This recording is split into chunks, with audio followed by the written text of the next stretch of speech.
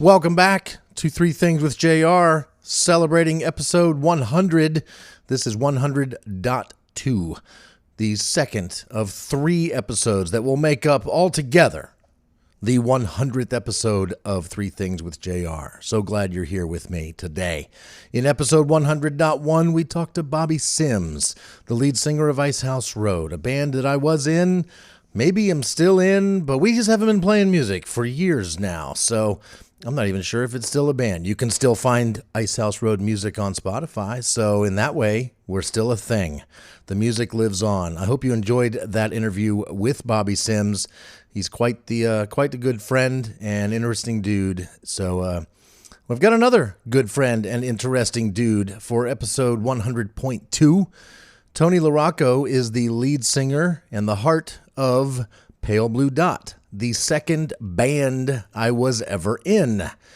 And it came at the sort of towards the tail end of Icehouse Road. Tony, I met at work at Crutchfield, and he started a band. He had a guitar player and needed a drummer and a bass player, and another guy, Jason, joined us from Crutchfield, and we all rehearsed at my house and just had a good time making music, original music that was that rocked a little harder than anything I had played before with Icehouse Road. That was more of a country thing. This was more of a grungy rock thing, following in Tony's vision, playing mostly original stuff. And then right as we were about to record our first album, I was let go from the band, and I was the first of several, maybe dare I say, many drummers in Pale Blue Dot. As you'll hear in this interview, there have been 16 total members of Pale Blue Dot. We'll get into that. We'll get into the state of music today versus the 70s. We'll learn what Roger Waters is up to, because Tony is fresh out of seeing a Roger Waters concert. I think he said in Kentucky. And I catch him driving back from a wedding in Tennessee. So he is on the road. Every now and then you'll hear his phone sort of blip out, but he stays connected, and we keep the conversation rolling. And it's a good one. I think you'll be impressed, and I think you'll enjoy meeting, if you haven't already met, Tony Larocco of Pale Blue Dot. He and his band will be doing Fridays After 5 here in Charlottesville in 2 weeks or a week and a half from when this episode drops. And so where are we at here? Let's look at the calendar. How much time we got to go till his band is live on Fridays After 5? So I'm recording this on Saturday, July 16th. He's going Fridays After 5 on the Downtown Mall, Friday, July 29th. And I highly recommend you check it out. It's good music. Definitely good stuff. So check that out first, or check that out soon. And yeah, here we go. We'll do a quick ad break, and then we'll be back with Tony Larocco. Nothing I can say. Change your mind and stay. So I'll see you later today.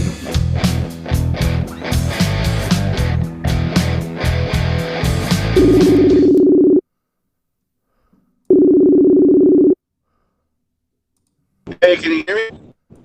Yes. What's up, man? Can you hear me?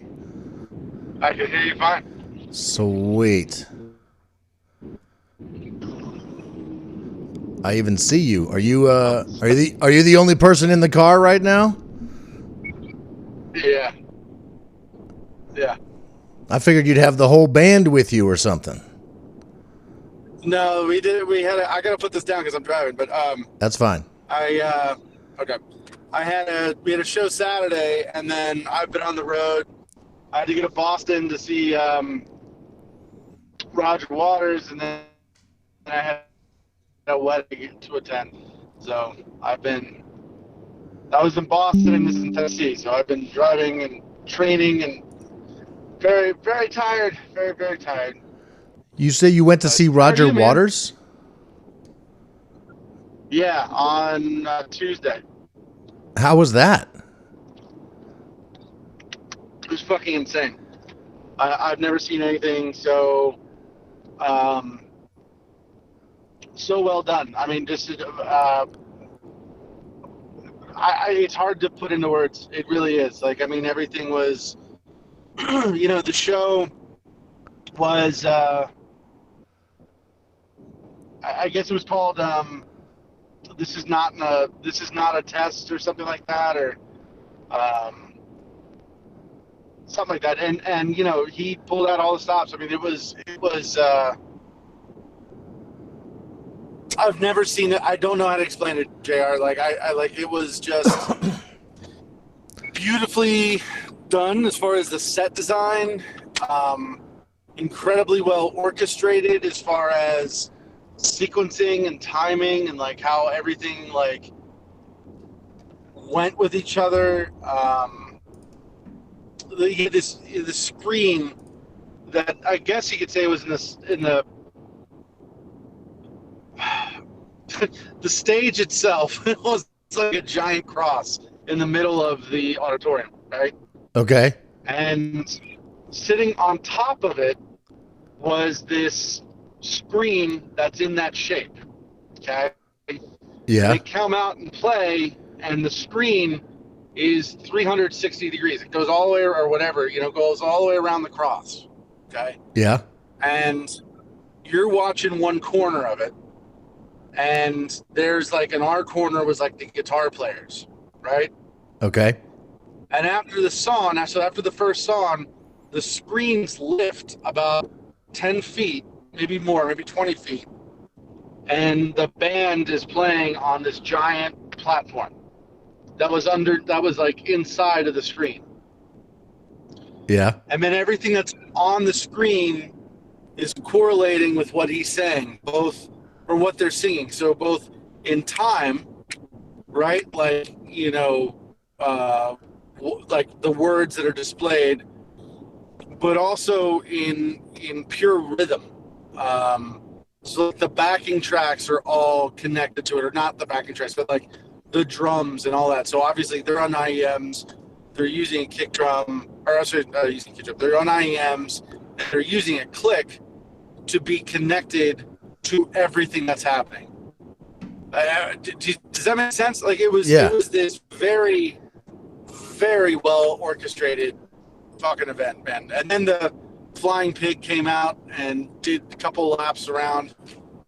And yeah, it was fucking great, man. It really was. I just recently watched a YouTube guy who he does a lot of like vinyl reviews, as well as just he did like a 45-minute segment on everything about Pink Floyd The Wall, the creating of the album, the creating of the show, the tour, as well as the movie, like the whole arc of Pink Floyd The Wall. And I was gonna ask, has Roger Waters continued to make incredible stage shows? And it sounds like he's upped his game, if anything. I mean, yeah, the technology is obviously increased the quality of it. Yeah. I think having IEMs, that alone has, believe it or not, has allowed him to do more elaborate, shows, because once you're on that click, you know exactly what that BPM is.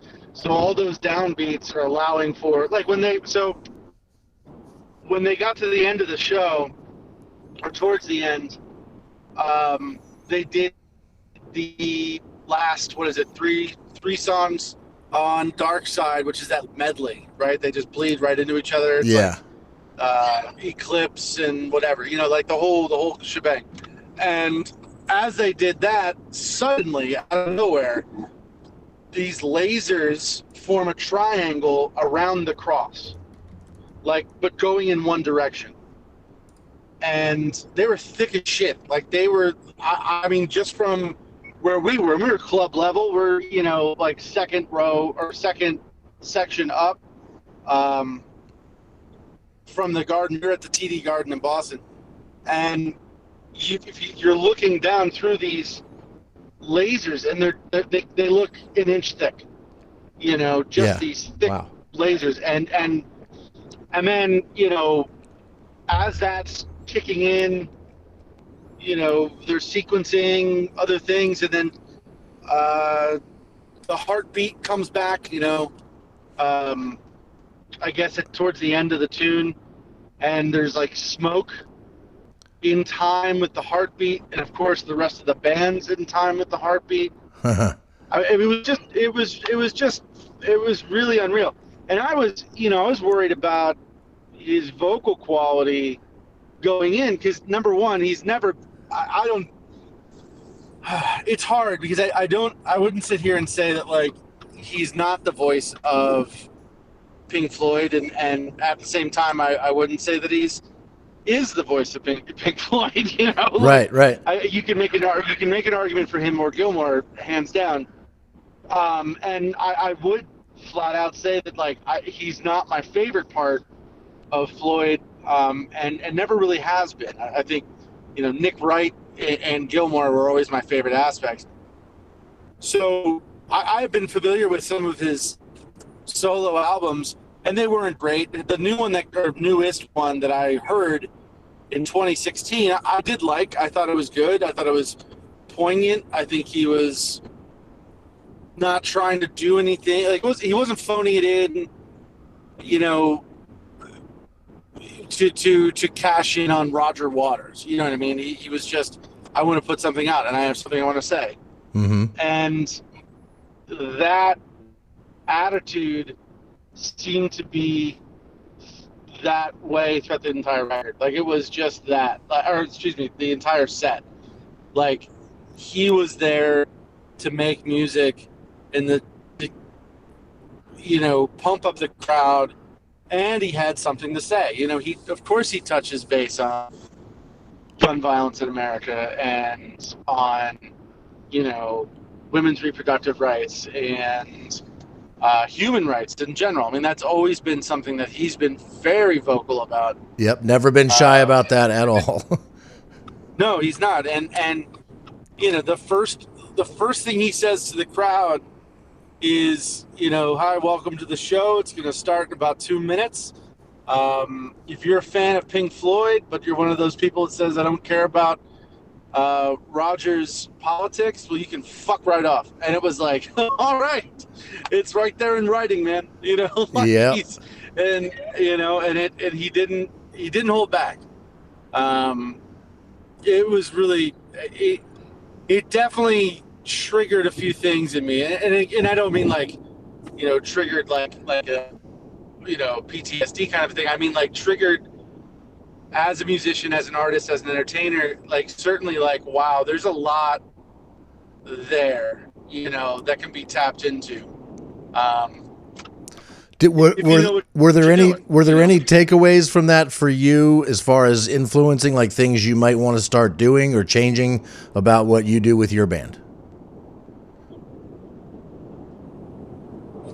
Yeah, I mean, the funny thing is, I think that's always been on our mind, especially since the last record, because we did some things for social media with these cartoons that Edward Denzel had made for us, the artist guy who did all the artwork for the record, that, our producer for the record, and he's also the label head for Rockfish, had called me up as soon as we got him in and was like, man, we need to make these, a different aspect so we can put this on top of, in the background for you guys. Anytime you guys are playing, just bring a projector and do it.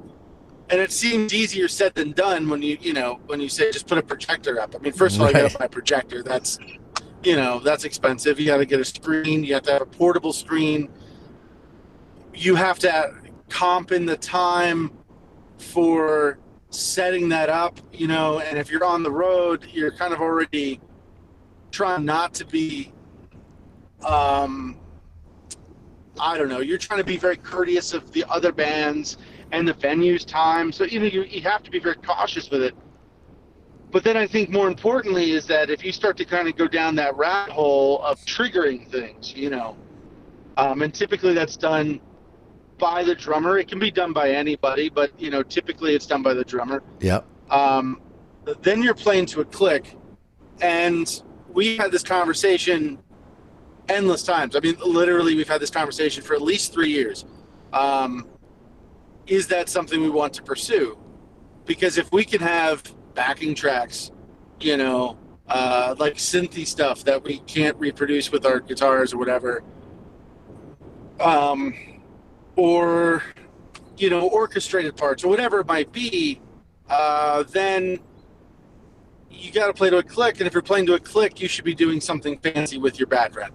So it's always been there, but I think seeing this, it kind of is pushing me in that direction. But I also, to kind of show you why we've never executed it or we've never really pursued it, is that a lot of my favorite bands don't do that, Yeah. It doesn't allow for a lot of spontaneity. That's exactly it. And I think that there's, if there's one thing with Pale Blue Dot that's been, singular through all 16 members of Pale Blue Dot. Oh my gosh. Wait, is that a fake number or is that a real number? That's a real number. That's gotcha. A real number. Is that, there's an element of spontaneity, dare I say prog, I don't want to, or jazz, I wouldn't say that either, but in that vein of I like, sometimes some songs are going to be 8 minutes long because we want to be, because we're having a good time. Not because we want to, and excuse the term, masturbate.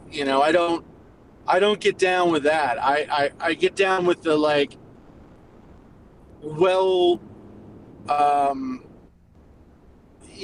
well executed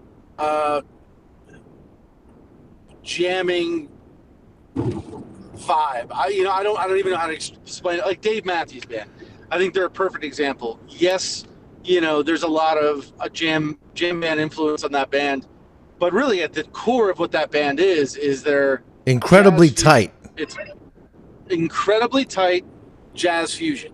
And so that incredibly tight thing goes to, where are you going? Oh, I'll follow you over there, Yeah. And we feel, and I wouldn't put us in that field with that sort of band, but we feel we entered a new territory in the last year and a half or 2 years that has allowed us to do that and allowed us to execute it with razor precision because of our listening capabilities and the ability to also be able to not have to worry about what we're physically doing and what each individual is physically doing.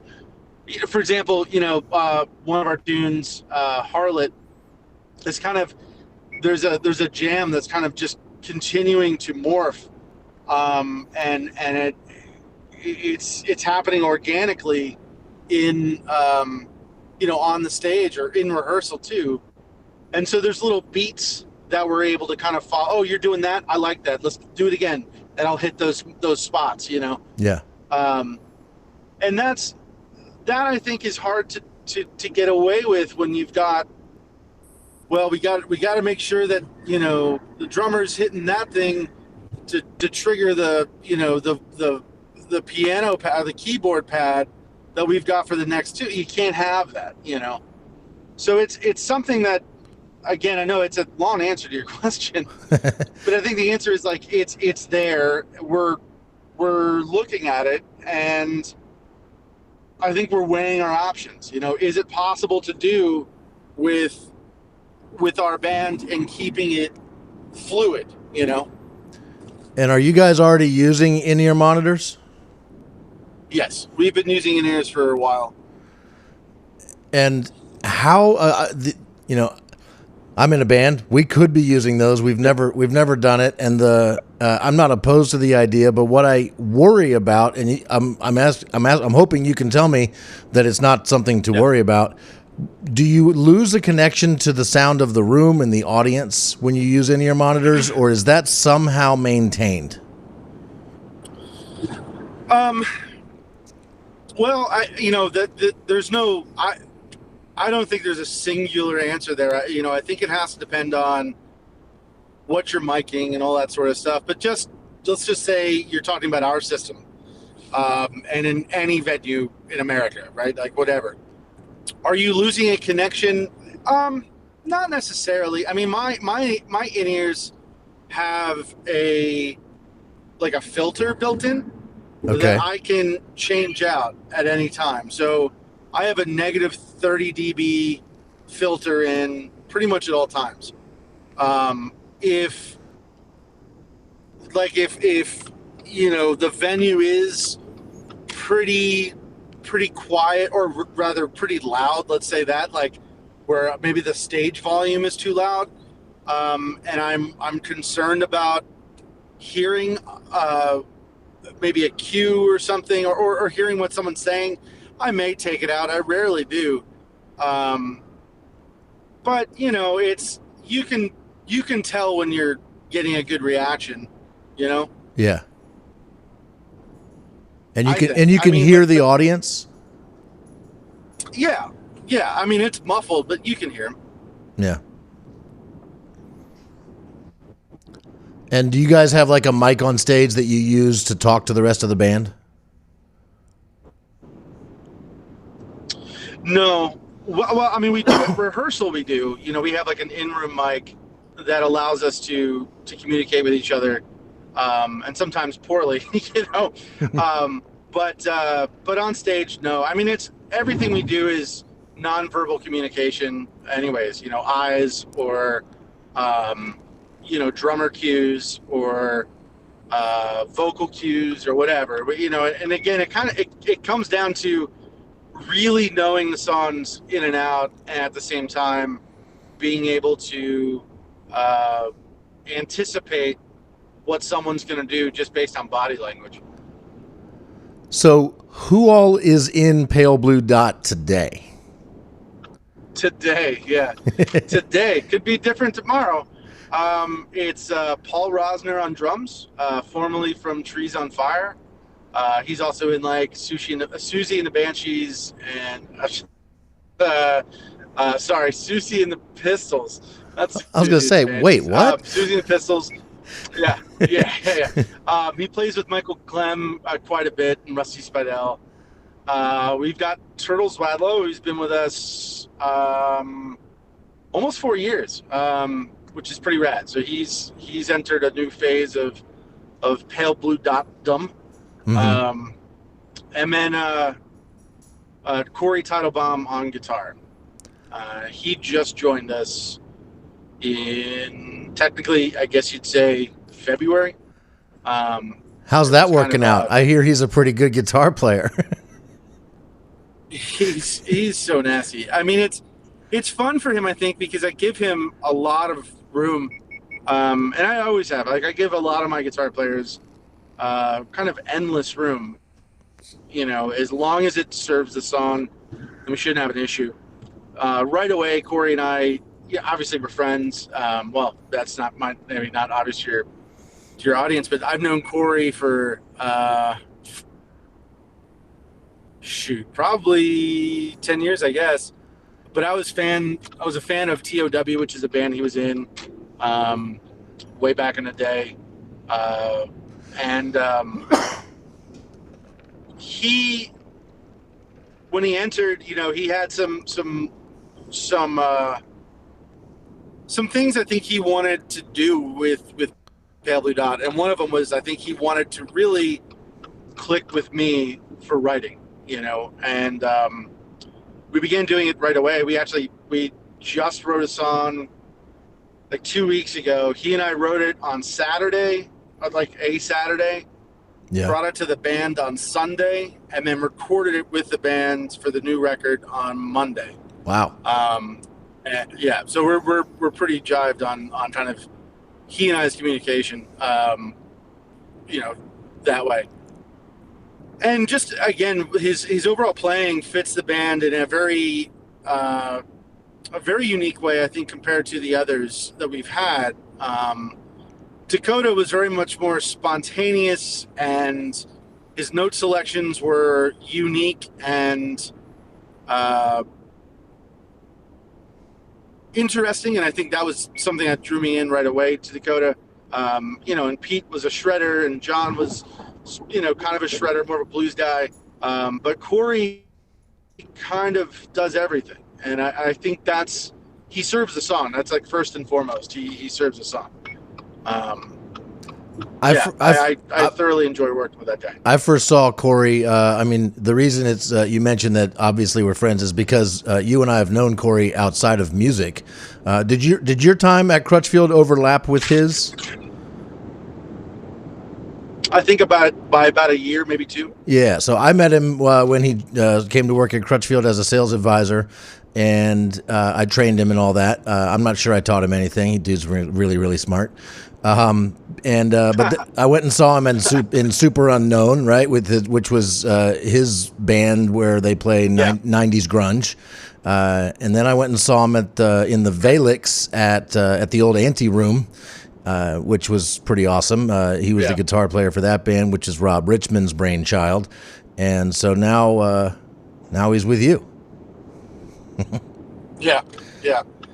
He's it's kind of funny to talk to him because I think he feels, when you talk to him about that, you talk to him about kind of, those two bands specifically, because obviously being in a 90s cover band, there's not a lot of wiggle room. You play the song. No, and they did. They weren't the kind of cover band that reinterpreted the songs at all. They were like spot on, note perfect, beat perfect, everything to the originals as possible. It's like they were trying to recreate that era of music. Yeah, exactly. There's an attitude that goes with it that's very, you get the nuts and bolts, but you also have to build the frame and all of it, and it's just this. Play it perfect, and that's the way you're going to do it. Yeah. And the Valix is very prog, kind of newer metal vibe, but certainly prog. And Rob gives him quite a bit of wiggle room, I think, as well. But those songs are those are Rob's. Like you said, that is Rob's baby, and that's a whole nother thing.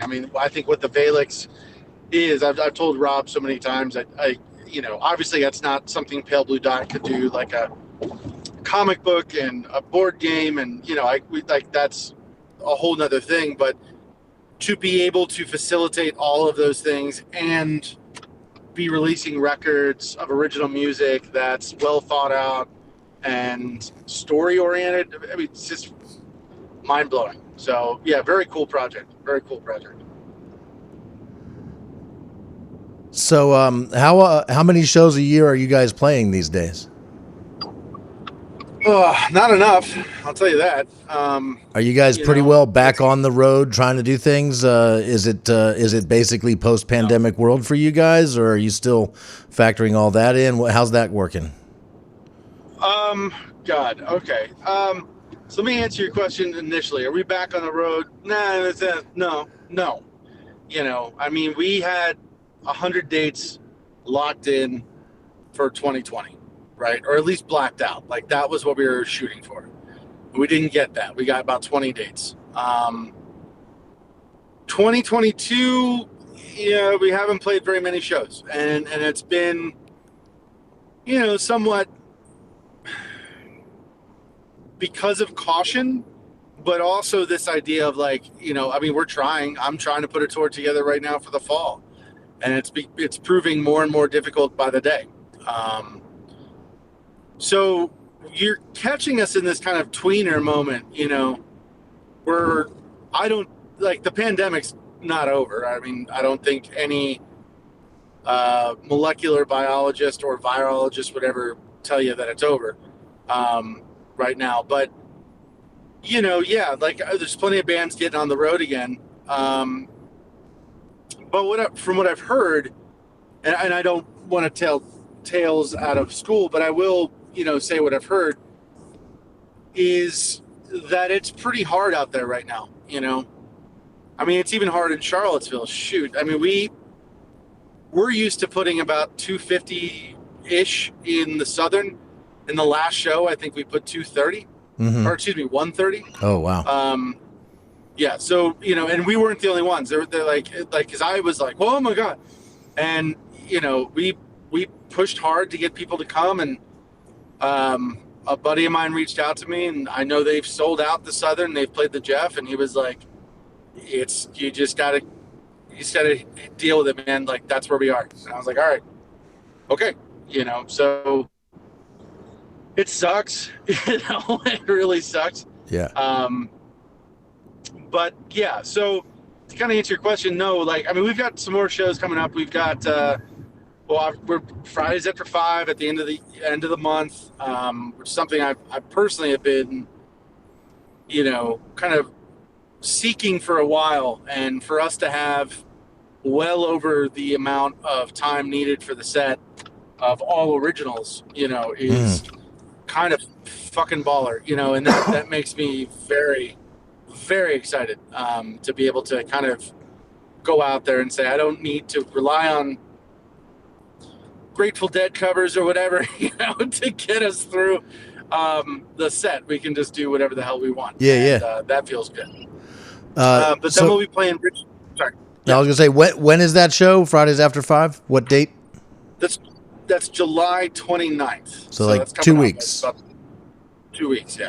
Nice. Who's opening for you there? I believe it is Films on Song. I've heard of them. I haven't seen them yet. They're a local band, right?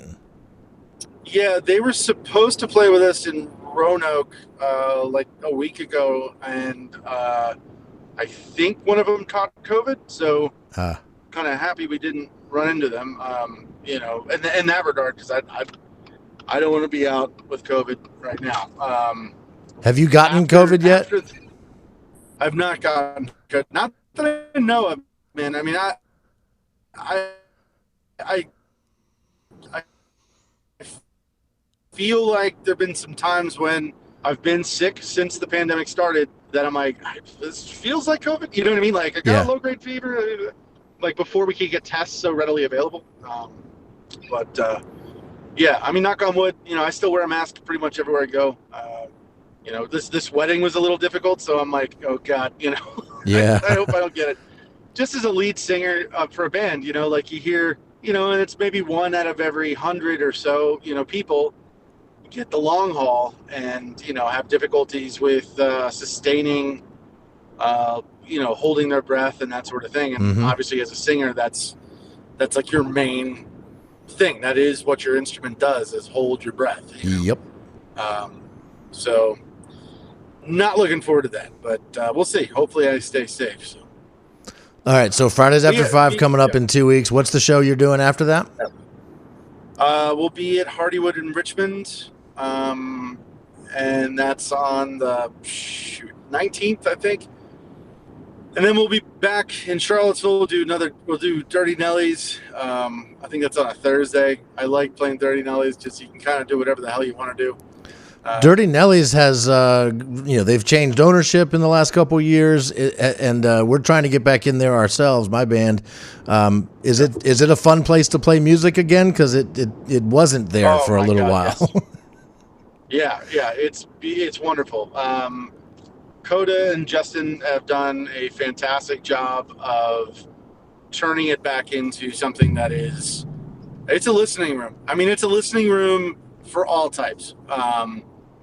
And he also, Coda specifically, was telling me how much he wants to make it, something that touring bands can also rely on. Which is kind of funny because I didn't know Dirties in that way. I knew Dirties as like I would sneak in to see Chickenhead Blues Band when I was 16, and post up in the corner and somebody might buy me a beer or something. I'd sit over there like, yeah, just kind of like, don't look at me, and drinking beer. But yeah, I mean, the whole vibe has changed. One of the things they said is, they wanted to make it more inclusive, and get rid of the racist people. So they did that. Yes. And just that alone, I think, has brought the younger kids back in. It's a fun place to play. Well, I'm glad to hear that. Something hit me that's completely off subject. So I'm going to totally change the subject for you now. Okay. Philly. When I think of Philly, Yeah. I think of you. I know. Oh, awesome. I know you're a Phillies fan. Are you from Philly? Is that where you come from, or what? My family's from Philly. Okay. My mother was raised in Philadelphia, and so her whole side of the family is from there, and they've been there for 100 years or more. And every year, twice a year, we go up for a while. About 2.5 weeks, more or less. Spend the summers up there, see Phillies game in the vet.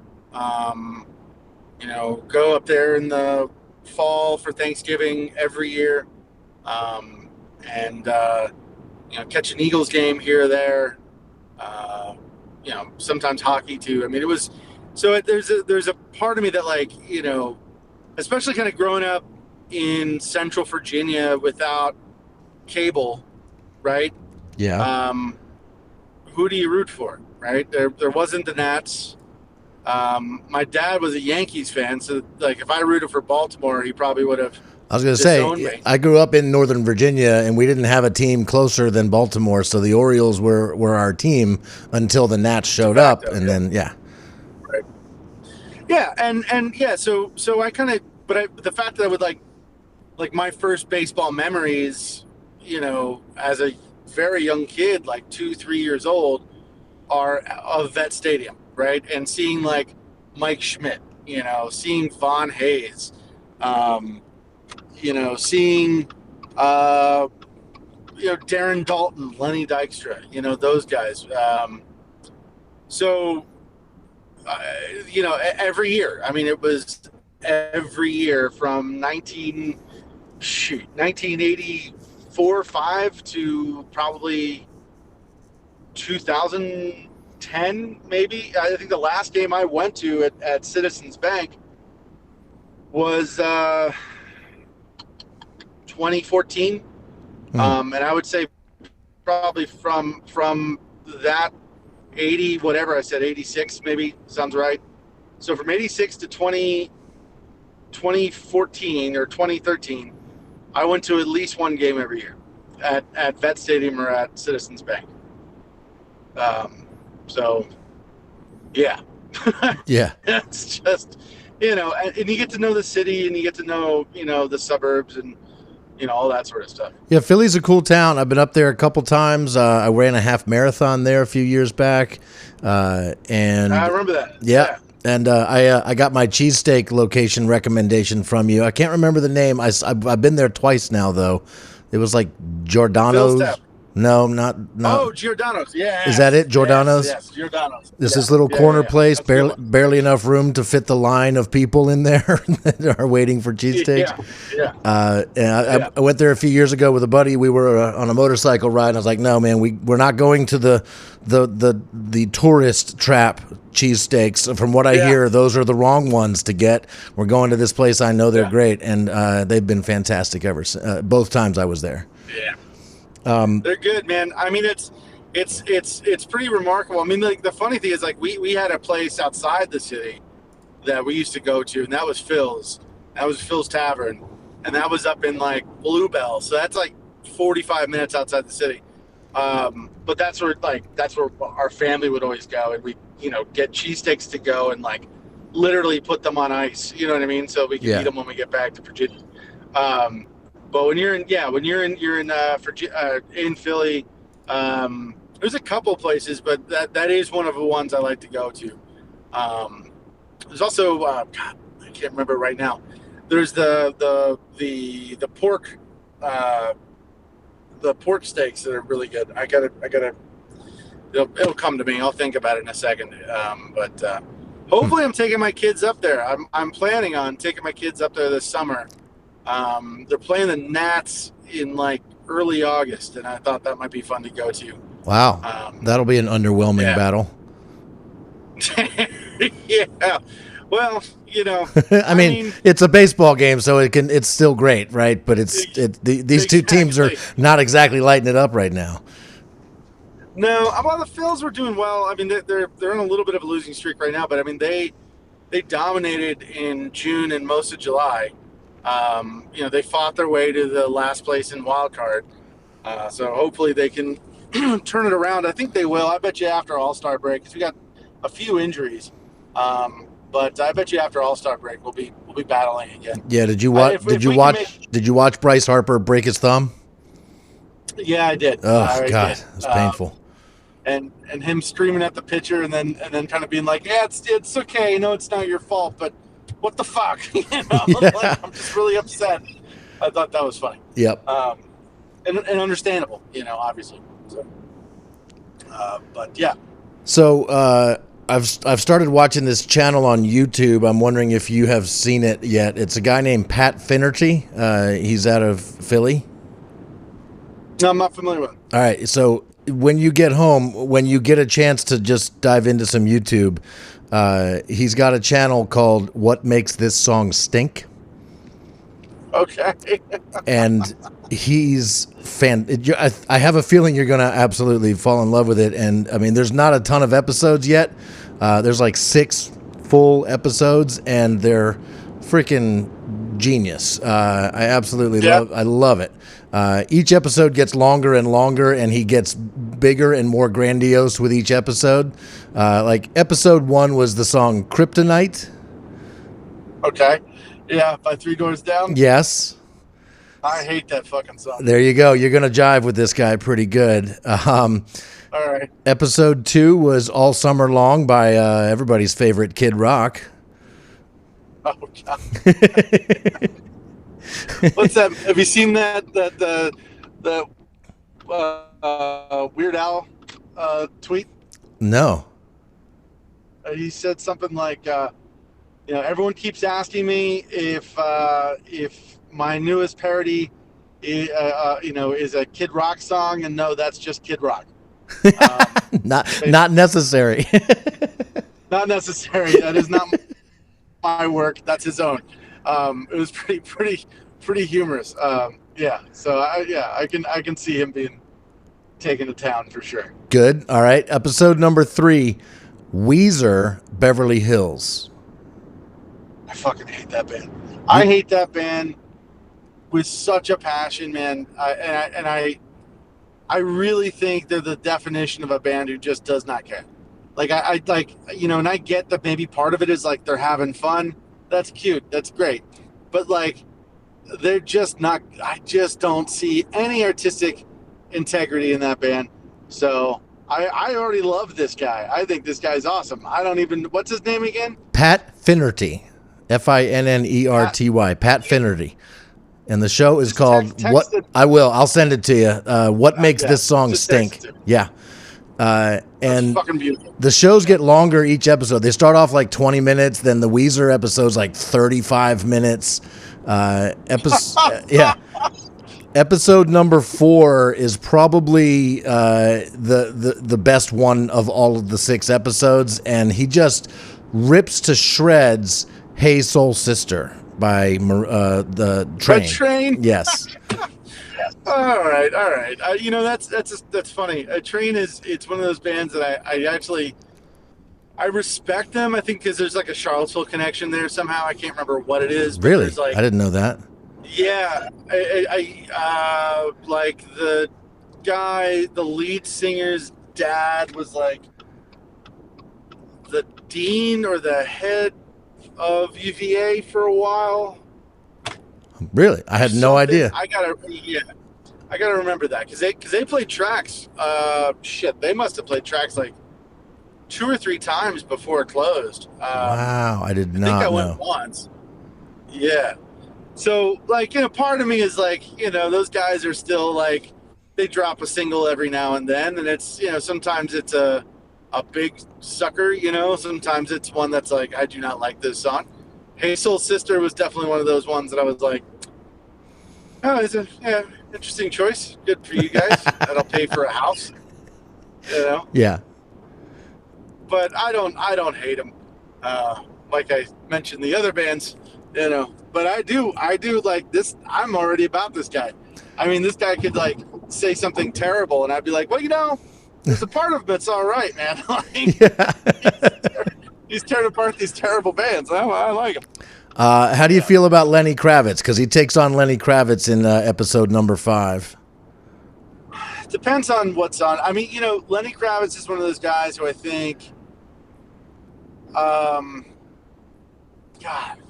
there was that album he came out with in like the late 90s, early 2000s, and it had like Fly Away on it, Yeah. and it had American Girl, his cover of American Girl. I hated that record so much because I felt like the work he did before that was somewhere between, rock and soul, and it was almost like Seal, but with more rock. You know what I mean? His voice is so beautiful, and the guy can fucking write and he can play guitar. So just let him, Yeah. But some of those songs were pretty awful. What song did he blast? So one of them was American Woman. His cover of that song, and I think he ripped it to shreds partly because he ignored like the best hooks in that song and did all the rest of it and stuff like that. And the other song is, you already named it, Fly Away. That song's so awful. But there's a moment that makes me cringe so hard is when he just goes like, yeah, for no reason. And I'm like, oh, come on. Yeah, that's that song gets me. Yeah. It gets me. Yep. But I mean, like, again, like, look at that first record he came out with, man. Like, that song or that album had some bona fide hits on it, man. And the album with Are You Gonna Go My Way? That album? Yeah. No, that whole album was fantastic. Right. Yeah. Good. Right. It's a good record. Yep. Yeah. And episode number 6, this is where it's over. When you get done with 6, you'll be like, I want some more of this guy. I wish he had more time to make more videos. But he takes on Red Hot Chili Peppers, Danny, California. Huh. Interesting. I know. This was a hard one for me. I see.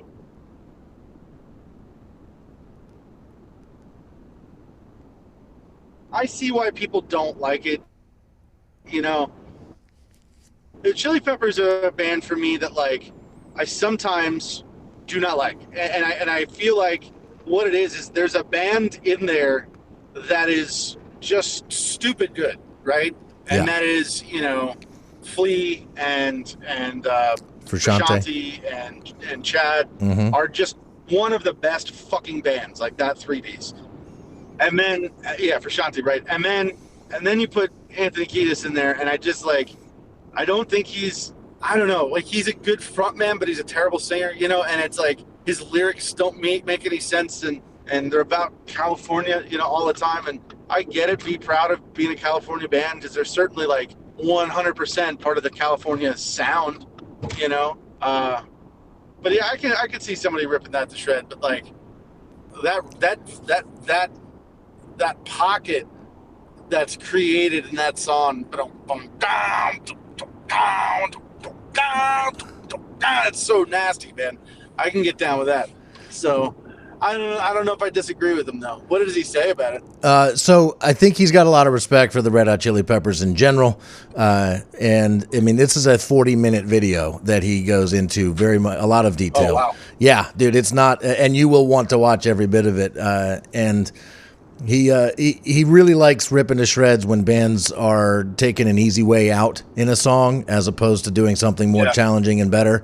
And I think he points out that that's the case here. And in the end, I mean, I'll spoiler alert if you want it. In the end, he thinks that the most original thing about that particular song is Anthony Kiedis's what he's doing with the lyrics. It's a hot take on that one. So that is a hot take. Yeah, I think I think you're gonna like this guy. So I'll text you a link, a reminder to check him out for sure. Please do. That's good. That was a tie-in of a couple things. When I think of Philly, I think of you. This guy's from Philly. And when I think of people that have super strong opinions on certain bands and songs, I also think of you.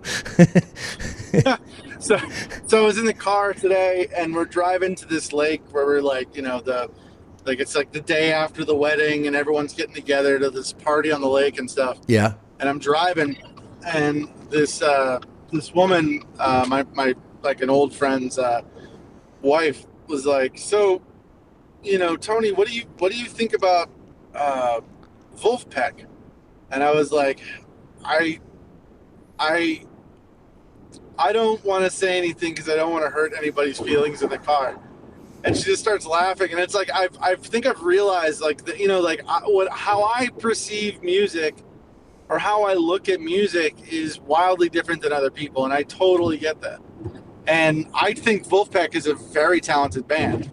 I don't like listening to them because I think, in essence, and a very short thing of it is to be a funk band means you have to build a pocket, and you allow for things to just stay in this very almost trance-like state. And that's part of what makes funk so nasty. But when you're recording funk in 1970 or 1980 and recording funk in 2020, the techniques and the style of each correlating decade don't allow for you to create a natural pocket. Do you know what I'm saying? I can't say Like I'm recording- well versed enough in funk to really have an opinion on that. What I'm saying is this, like, because it goes to anything that was recorded in the 70s or 2000s, Okay. right? Yeah. Like just take like 2020 and compare it to anything that was recorded in the 1970s. Got it. right? Okay. Back then, you didn't play to a click. These were bands that did literally fucking, 6-hour shows, or 6 hours worth of shows, for a weekend, every night. And then, when they would go on tour, it was the same shit, right? Like these bands just, the definition of hustle then was play, right? Yeah. Play as much as you can. Okay. So then when they get into the studio and they're, they got to record whatever the song is, 1, 2, 3, 4, and then just locked in, right? And they're locked in on that groove. They're locked in on everything. Is it razor sharp to the grid? Fuck no.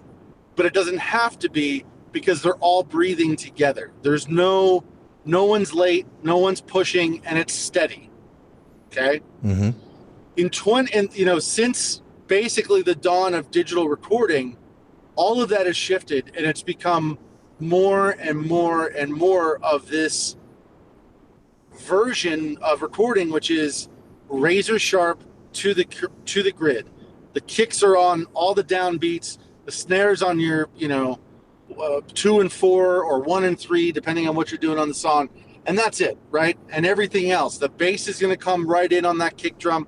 The fucking guitar lines are going to be perfect. They're going to be tuned perfectly. And so everything is right there in that pocket. So when you're talking about a band trying to play funk in 2020, it's an inorganic pocket. It's a pocket that was created, and it doesn't mean they can't do it. Like, I want to be very clear. Like, I think, because all those guys, I think they're like Berkeley trained and just nasty. Like, they're absolutely nasty. But the way that everything is perceived as a listener now has to be razor sharp. And so I think thereby, like, you're killing a very particular brand of music by being so perfect.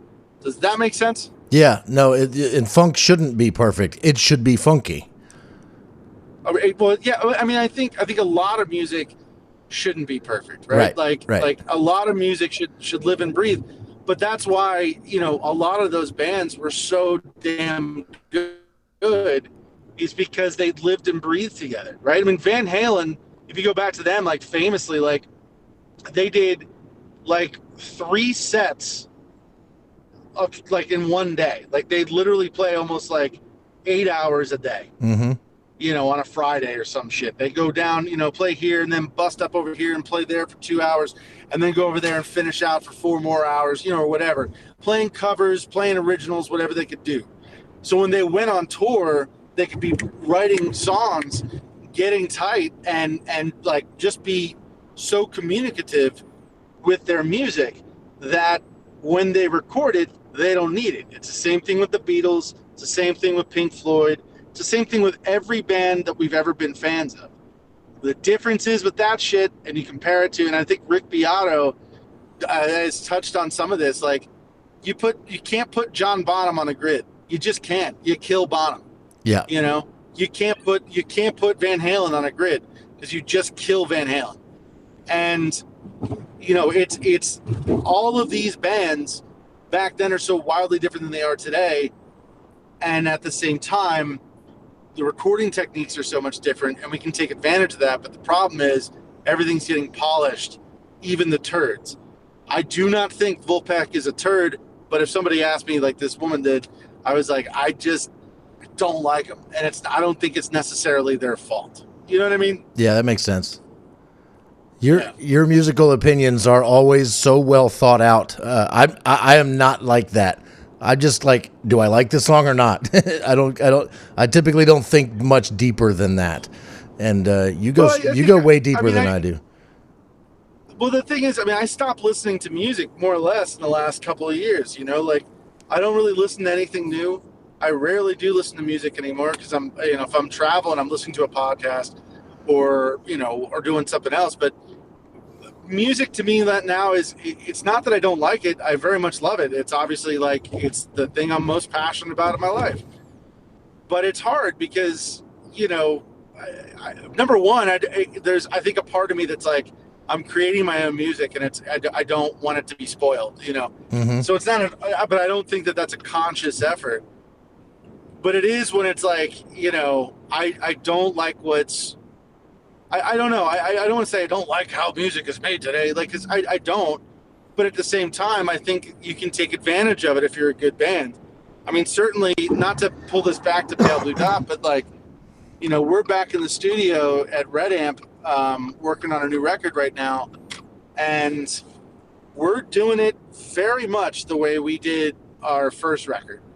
So a lot of overdubs, a lot of not a ton of live stuff. And Anatomy and Kingdom were both very, very live records. And I think both of those albums have tracks where there's no click on it. And it was a conscious decision because we were tight. We wanted to have it, live and breathe as a band. And they sound good. But on this record, I think we're trying to kind of bring it back into the 2020s, if you will. We want to be more modernized. And instead of trying to be perfect, I think we're trying to find ways that we can create space to breathe, if that makes sense. Yep.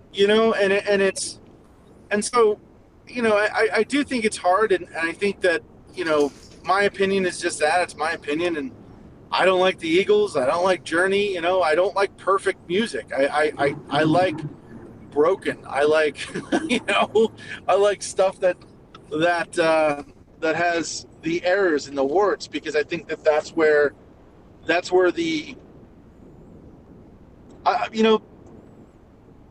something I tell a lot of my students is music is like, to be a good musician is to learn how to fail properly.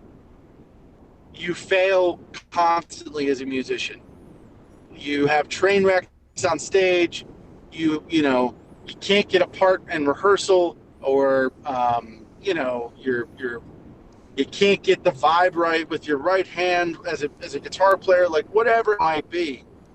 And then when you're playing with other people, you got to learn how to do your own thing without thinking, and then be able to listen to others. It's all about failure, and the only way you do it is just by constantly failing and getting better at either A, hiding your failures, or B, failing so well that no one notices you keep moving forward. And I guess I like failure in my music. I like the broken. You know what I mean? You're gonna love my album then. My 2 songs.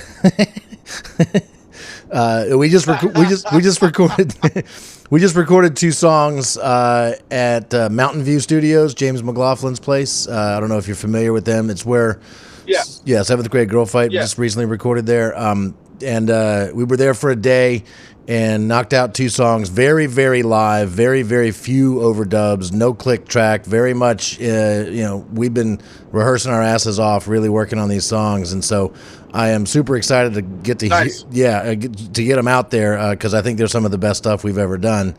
And warts and all, there's definitely stuff in there. I'm like, I fucked up that drum thing, but it actually sounds kind of cool, and let's not leave and fix it. That kind of stuff. We added in some background vocals, and that's kind of it. That's nice, man. Yeah. I mean, that's what you want. You want to be able to find something that that defines the band, or rather maybe that that feels real. And I'm not saying I'm not saying that bands should not be tight, by any stretch of the imagination, but there's a difference between being tight organically and inorganically, A band that's tight organically is like the Eagles or again Journey. I just think that their songwriting is, sorry, what? No, I was just you keep going. JR? Yeah, I'm still here. You hear me? Yeah, I can hear you. What I was saying is both those bands, they weren't tight. They were ridiculously tight. They just didn't take risk. And I think risk comes in all sorts of shapes and forms. For me as a songwriter, taking a risk means, I don't know, for example, I personally have never opened up a record or a track rather with a chorus first, And so if I'm writing the song, how do I write it with the chorus first? You know what I mean? Or I've never done, XYZ before. Whatever it might be, I'm constantly thinking of things to challenge myself to do as a songwriter. And sometimes I think with those sorts of bands like Journey or the Eagles, which again, they're fantastic. That's not why I don't like them. The reason I don't like them is it's do you have anything that's not that good? Do you have anything that wasn't planned to be a single? That would be great to hear. That's what I mean. Give me a deep cut. Give me a song that feels like the band's oh man, we just want to play this live. You know what I mean? Yeah. That's it. It's not a single. This is just us locking in. I don't know. That's how I like my music. All right, let's finish this up with one last topic, which is AMP, Accessible Music Project. We're gonna get you playing in a nursing home at some point. I'm sure of it, and I think you're gonna love it. So we almost got you twice, right? I pitched it back in the beginning of the pandemic. I think you talked to Greg Morgoglione recently, and you're at least considering it, right? I am. I mean, I can't do it. I know I can't do it this summer. If at best I might be able to do it in the fall. When I kind of get some downtime is kind of what I want to do it when I'm doing it. Rather is when I'm not focused on the band so much, and I'm not because right now book it like I said before. Maybe I didn't go into this too much, but with the band, there's this whole thing about booking a tour that I'm just really bad at, and that's the organization of it, and getting down to say, okay, this is where I want to go. These are the venues I can reach out to. These are the dates I want to get going, and here's the canned email that I'm going to use.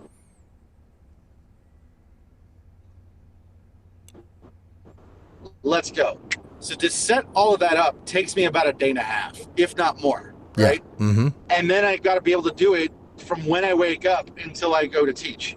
So I have to be pushing and pushing and pushing. At the same time, I'm making a new record, right? Which means I also need time to, finish lyrics, finish songs in some cases. So I have to have time to write.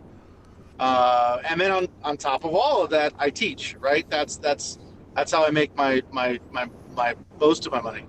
And so it's hard for me to commit to anything outside of that right now. That said, I think the idea of it is interesting. He definitely sold me on the concept of like, playing to people who want to hear something. They just want to hear something new and real and from the heart. And I think that is me, in a nutshell. So it's there. You know what I mean? It is something that I'm definitely circling around it, trying to figure out how the hell I can fit it in my life right now. Yeah, man. And so for anybody listening, I'm using this opportunity to explain what AMP is. It's Accessible Music Project, which is an organization. I'm actually a board member of this organization because I believe in its mission, which is to bring music to the people that can't go out and get it for themselves, live music. People that might used to go to clubs and shows and concerts that can't do that anymore for whatever reason. And for a lot of people, that means they're older, they're unable to travel or go out, so they're in nursing homes. Let's bring music to them. And, today's generation of people in nursing homes are not necessarily looking for, your classical big band music. They're looking for rock and roll because that's what they went and did. So they absolutely love original rock, original music. If you could throw some covers in, great too. It can be done inside of nursing homes acoustically. It can be done with a small PA system. We can even set up a PA in the parking lot, and you can blast the nursing home to high heaven if you want to. This is not necessarily bands doing charity work, although it will feel like it when you're there. You'll feel like you're really doing a good thing. But bands get paid. Like, the band should think of these as a paid gig, like a side gig. Maybe you got a show that night, and you bring the band out earlier in the day to play at a nursing home, and everybody makes even a little bit more money. So it's a paid gig for the band. That's what AMP is trying to do, and we're looking for more musicians that are willing to do that. And if you can find time to do that in your busy musician schedule with the rest of your life and everything, I know you're going to love doing it, Tony. You'll want to do it again once you've done it the first time. I mean, yeah, it definitely sounds like it for sure. I'm interested. Good. That's all I needed. So we've been talking. All right, brother. We've been talking over an hour now. You're driving. Sounds like everything has gone well on the road. Keep that up. Get home safe. Say hi to Bree and the kids for me. It's been forever since I've seen those guys. Yeah, man, miss you, buddy. And I look forward look forward to seeing your band play out sometime, and hopefully my band gets back out there and you can come see us. No doubt, man. When are you playing anytime soon? We're working on something that I think it's, I don't even want to spoil it. So we're working on something locally for September, and so we don't have anything planned until then. We are probably going to play an AMP gig at the Cedars Nursing Home sometime in August. Other than those two things, we don't have anything in the works at the moment. So. All right. Well, I look forward to doing that, and I'll hit you up with some info for you for getting some gigs. I have an idea for you. Sweet. Anything you got, man, we'll take it. And check out Pat Finnerty. I'll send you a link to his YouTube. Okay, sounds good, brother. All right, man. Later, Tony. All right. Bye. Peace, Adam. Peace. Bye. So there it is, my interview with Tony Larocco from the road. I was looking through some old files I have on my computer here, and I found one called a folder called Pale Blue Dots.